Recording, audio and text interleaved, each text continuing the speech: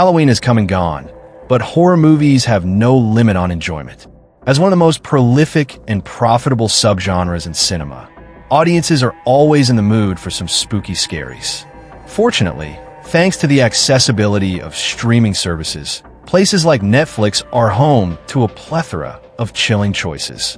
Between original offerings and licensed titles, there's a horror movie for anyone and everyone. To get you started, we've tracked down some of the must-see horror titles currently available to stream on Netflix. Dawn of the Dead, 2004. When I say Zack Snyder does best when directing someone else's script, I'm talking about Dawn of the Dead. It's one of the best modern zombie movies. The 2000s are still modern, right? Living up to the prestige of George A. Romero's original Dawn of the Dead.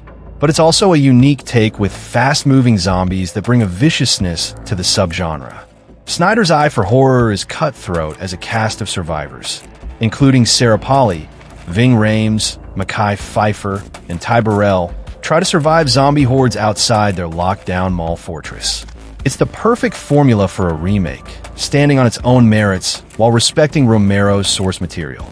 Scream 6, 2023. Scream 6, one of the weaker entries in the franchise? Yes.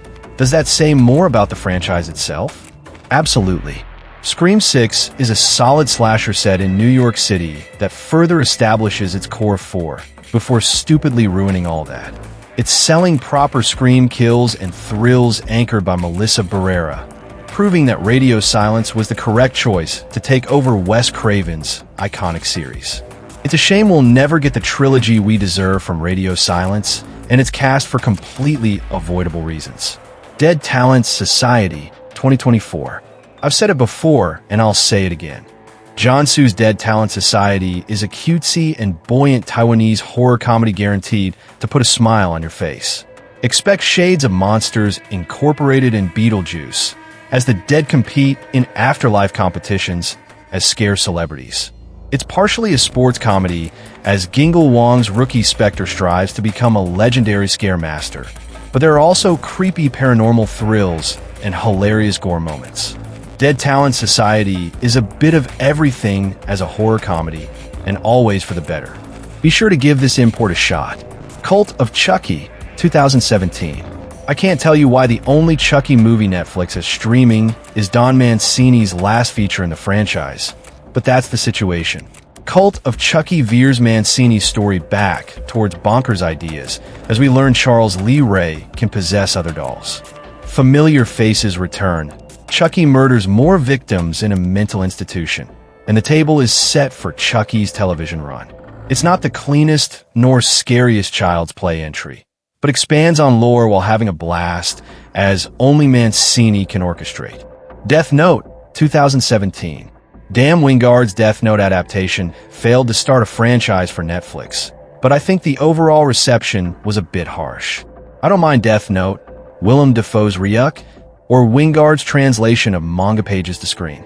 Lakeith Stanfield ends up stealing the show as Prodigy Detective L, but that's not to dismiss a cast that includes Margaret Qualley and Shea Wiggum. Sure, it's uneven when considering how gory some scenes are followed by something oddly neutered, but the overall experience is worth a watch if you've been avoiding Death Note since its less than glowing debut. Shadow in the Cloud, 2020. So have you seen the World War II Gremlin movie starring Chloe Grace Moretz yet? Why not? The majority duration takes place in a B-17 bomber, where Moretz and her co-stars must thwart a pesky gremlin from disassembling their craft. It's a play on old wartime stories about mischievous creatures on flights, turned into a chamber piece about a crew's best efforts to face the unexpected while flying through the sky. Moretz is the anchor here, really selling the B-movie elements in a story that could be a little turbulent. But due to its audacity, I can't help but urge others to give this zany thriller a shot. Grave Torture, 2024. Joko Anwar's been busily putting modern Indonesian horror on the map with titles like Satan's Slaves and Impedagore, streamable on Shudder. Now he's taking over Netflix with his latest feature film, Grave Torture. Anwar's style blends cultural touchstones with universal horror vibes, in this case depicting Siksa Kubur, aka grave torture, a punishment inflicted on sinners after death. It's a religiously coded nightmare complete with frightening visuals and harrowing death sequences, confronting beliefs and traditions with grim tones. It's what Anwar does best, and while I'd rate grave torture on the lower end of the filmmaker's catalog, that's only to emphasize the quality of his other works. Till Death, 2021, a woman finds herself shackled to a corpse as part of a revenge plot. Megan Fox plays the previously mentioned woman handcuffed to her stone-cold dead ex in one of her recent indie horror ventures. It's not that Till Death is revolutionary, more how Fox carries a gimmick film through engaging thrills as she drags her co-star's lifeless body around a house and away from killers. Till Death knows it's only ever trying to be a chilly Friday night stream at barely 90 minutes, and that's the proper mindset. Fox's comeback tour raises eyebrows with Till Death, a movie worth a gamble based on the premise's better-than-expected execution. Ouija, Origin of Evil, 2016. It's wild to think how a prequel as good as Mike Flanagan Ouija. Origin of Evil could follow something as forgettable as 2014's Ouija. Flanagan goes back to basics with Habro's Ouija board storytelling, stepping in as a fixer who brings legitimate terror and tension to the series. A cast including Flanagan regulars like Kate Siegel and Henry Thomas execute a possession tale influenced by The Changeling that delivers solid 1960s genre vibes. It's Flanagan operating within his wheelhouse. The Conference, 2023. Work sucks, but luckily The Conference doesn't. It's a furious worksploitation slasher that puts a knife to the throat of scummy corporate culture. Kills all have a taste of the great outdoors since the film takes place at a woodland work retreat, from machetes through hammocks to a splashy jacuzzi death.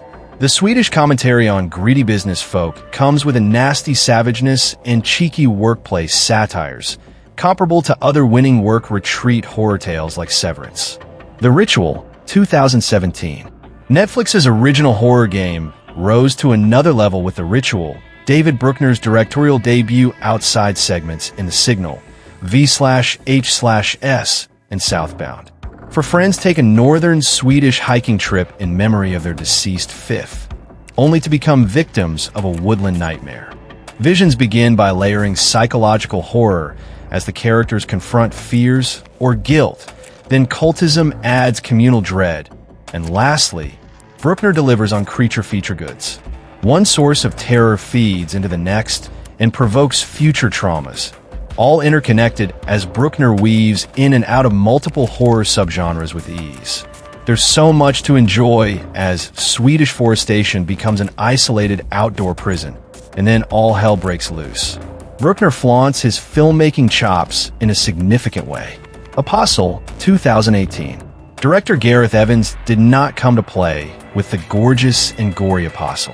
While the Netflix original is several years old at this point, it still feels like this one never got the attention it quite deserved.